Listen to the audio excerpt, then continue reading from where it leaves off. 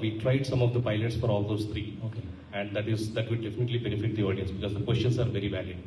So the first question is, how is real estate responding to the EV revolution? Are they really gearing up? So there are three, I would say, opportunities of collaboration with real estates, which we have already done with groups such as My Home Mangala or Niharika or Alekia Homes, Prestige that you are aware. So, and also Vasavi Group. So what we have done is we have developed universal chargers, which are generally a 3.3 kilowatt. This is basically for two-wheelers, and of course, the 7.7 kilowatt AC chargers. So now what's happening is, right at the inception and at the design of the electrical wiring, etc., all the needed outputs are given to the parking lots, and every parking lot, whether the buyer needs it or not, comes with a default charger. These are individual chargers. Again, they have individual meters, etc. So that way, the occupants need not worry about a 10 meter, 20 meter, 100 meter kind of a wiring to when they buy a vehicle. So that way, we are solving problem number one. The problem number two is, in those societies which are already mature now, people have been living and they cannot really draw down the wire for all 1,000 flats. What we are doing is we are developing common parking infrastructure of 30 kilowatt DCs, few numbers, and 7.4s, few numbers, where the residents of the society, instead of necessarily using their individual charging thing, can always come, like the way they use clubhouse and swimming pool and gym, they can always use this public charging station. This is solution number two. The third one that we have developed very recently, because we believe unless we democratize the technology, that would never be successful.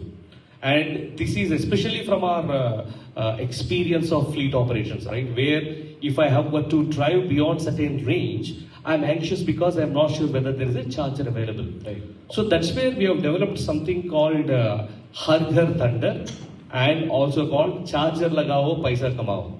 Now what does it mean? You have many, I would say, STD booth kind of setups, or you have many, I would say, hotels, medical shops, etc. So talking to all of them, 3.3 kilowatt is a load which is generally available other than the sanction and the contract and the demand load. I mean, you don't need again special permissions from the SPDCLs and then the REDCOs and the NetCaps, etc. So what we do is more like a pole-mounted telephone, right? The coin box. I'm sure you're all aware. So what we do is we go to each of these locations and then we set up these 3.3 kilowatt pole-mounted charging stations. And we populate these in the Google, in the, I would say, apps of the last mile deliveries, in the apps of Amazon's Big Basket, Flipkart, so that they gain confidence that wherever they go, they see a charger working condition rightly available. Right? That's how we are removing the anxiety. Second thing, what happens is, now these chargers cost less than $100.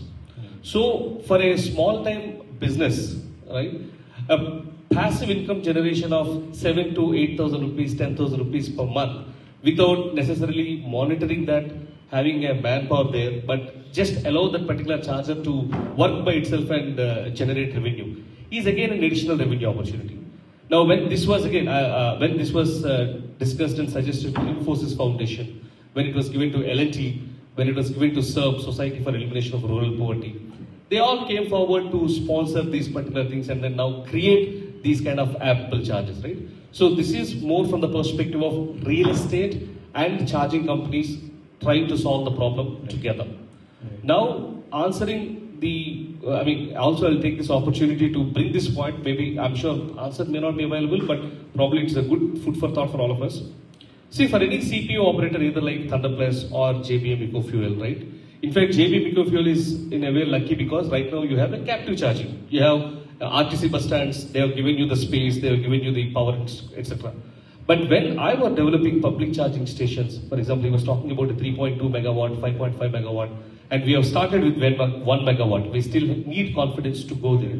But when I am setting up 1 megawatt charging station, say in Suryapet or in Vijayawada or Yeluru or Rajahmundry, the upstream power infrastructure cost is almost 35 to 40% of my entire charging infra. Right? I need to pay for the permissions, I need to pay for the challans, I need to pay for the transformers, I need to pay for the, if for some reason that particular space doesn't have a nearby pole, then I also probably need to pay for the 30 kVA, right?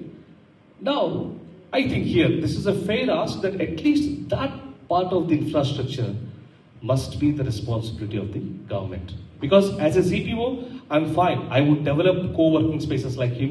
I would love to invest that money in better infrastructure such as washrooms or food or restrooms for the drivers, anything, right? But for me to develop the power infrastructure, for me to develop an access road with CC because I don't have anything, I think that's a very very unfair demand on CPOs. Because of which what happens? Our gestation periods are long, our IRRs are very poor. True. Then what happens? The bankers, I don't spend always my equity, right? I always go to the bankers to ask them for their debt. Now when they look and then they don't see the returns in 5 to 7 years, they wouldn't be happy extending. And all of these are heavy infrastructure costs. I mean, for you to set up a 1 megawatt charging station, it doesn't cost you less than 1 crore. And how many such kind of charging stations will you set up? And that too at a point where the penetration of electric vehicles among four-wheelers is less than 5%. Right? So now again, there may not be an immediate solution that let's do this, let's do that, etc. But these are pain points that certain role, I mean, needs to be played by relevant players, are to be played. CPOs here, we are here for a long-term game, but with a meaningful spend, so that, and of course, sir, very happy to inform you that in Suryapet, when we were about to develop a charging station, we looked at multiple hotels and we wanted to develop everything from scratch. Then there was a competition or a collaborator of mine called Oltron. They already run charging infrastructure, but with a 60 kilowatt charger, which doesn't fit for the buses. So we requested them, we collaborated with them, and we have set up a 240 kilowatt charger right in the premises of Voltron.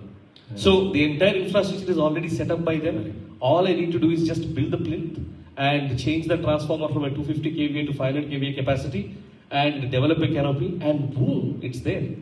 And now multiple hotels, right? Initially hotels were very cautious whether can they give this because a lot of fire accidents, etc. Right. But when hotels started seeing an increase of 70% of their top line because of buses, right? When a bus stops, there are 50 captive passengers. And even if an average order value of 150, 200 rupees, for every bus you start, you make 10,000 rupees. And there are 10 such buses, you make 1 lakh rupees in a day. So now the hotels are also coming forward. They don't see buses as I would say, as a burden. They see that as a business opportunity. I think things are evolving, things are changing. And we need participation of every stakeholder like the fleet, CPOs, the DISCOMs, and of course the municipalities, and of course and the OEMs, everybody to come together so that this becomes a shared collective approach by all of us. When we share the resources, as I mean the intent that he was mentioning about co-working spaces is the infrastructure needs to be shared, right? One need not spend always to develop a charging infra. I think that is where India is also inching towards. And for example, in Secunderabad, we have set up a 0.5 megawatt charging station. Now, when Aether reached out to us asking, can we set up a two-wheeler charging station? We said, yes, I have already developed the infrastructure. I already have sanctioned load available. Please go ahead. Then Yulu Bikes from Bangalore, they came to us and said, can we set up a battery swapping point? I said, yes, please go ahead. Then Tata Motors came and said, our Express T's and Tata A's are GBT. There are not many GBTs available in the market. Most of them are CCS2. Can we set up a GBT? We said, yes.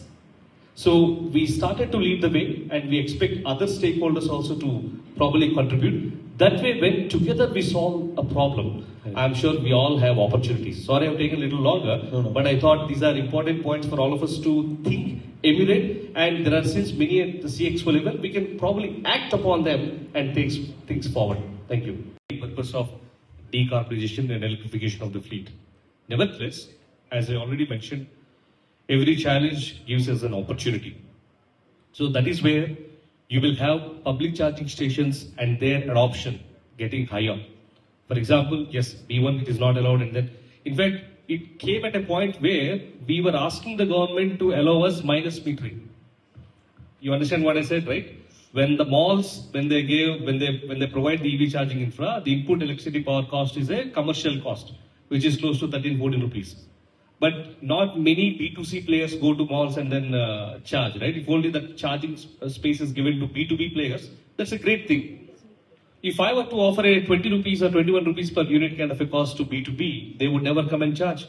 So, on one hand, we are making a request to the government to introduce minus metering so that all the units that are consumed by electric vehicles will be as per the Electricity Regulatory Commission, 6 rupees, 7 rupees, whatsoever, right? while a pursuit is happening in this direction, and then comes a GO from the Ministry of Heavy Industries and the others saying that the charges are not allowed in B1. That is, I think, being pursued by all of us as an association. And again, while that is there, the opportunities, that is the plinth and the above, the podium and the above, and then the nearest places. For example, like the way, right now we have gated communities that have netted, I would say, badminton courts, netted cricket courts. But there are individual buildings who do not have such kind of facility. How are they handling it? So players have come separated play zones now, right? You can always go rent those play zones and then play. You still have the feel of living in a gated community because those are again neatly provided with flag lights and all that. Very similarly, right, the EV charging infra is going to evolve like that, where probably communities or gated communities of 2,000, 3,000 flats together will have charging infra capacity of, say, for example, 100 cars that can be charged simultaneously. One such facility is already available near Shamshabad, and we have opened up one facility near Secunderabad where 30 cars can be charged and parked simultaneously. Now we are working in high-tech city where another 30 to 50 cars can be parked simultaneously and charged, right? So these new opportunities to come. But yes, that is definitely a very strong, I would say, face-off to all the CPOs, because the answer given was also safety, etc., which I think an EV industry as such has already evolved. All our vehicles, all our chargers are IP67 protected, they are ARAI certified, they have 6 layers of safety protocols built in, I would say over voltage, and then the short circuits, everything with emergency buttons, right? So those are the least things to be worried about, but that's what happens, right? When the industry doesn't educate the government rightly, these kind of things will happen. But again, no offense anywhere. We are continuing to lobby with the government and educate them that this may not be the right thing at this point of time, while working on the alternate opportunities and business models. Thank you so much. I hope I answered the question. Yeah, thank you. So that there is a backup vehicle which goes and then runs. That was in 2017-18 to probably more than 1 million parcels being delivered, right, per annum, and adding up to few acres of, I'm talking only in terms of Hyderabad, right, adding up to few acres of forest without necessarily planting a tree. To now customers feeling pride. I mean, they are carrying a pride that, hey, you know what, my orders were delivered through a non-polluting electric vehicles. Okay. To building e-highways, again, great efforts, right, from 2019 to what it is right now. Definitely the transformation wouldn't be possible without the leaders like this. To now, people have a choice to book between an EV and a non-EV, and take pride that, hey, while I move from Hyderabad to Vijayawada, my carbon footprint is 0, right? I think that has been an amazing transformation for me as a fleet operator and at the same time also as a charging guy. And it gives me, or it leaves me no scope for any doubt that very soon we would surpass the so-called developed nations and their infrastructure, because I think our timing was right. Our adoption, if at all, if India starts adopting, we know we are the largest consumers of mobile phones in the world.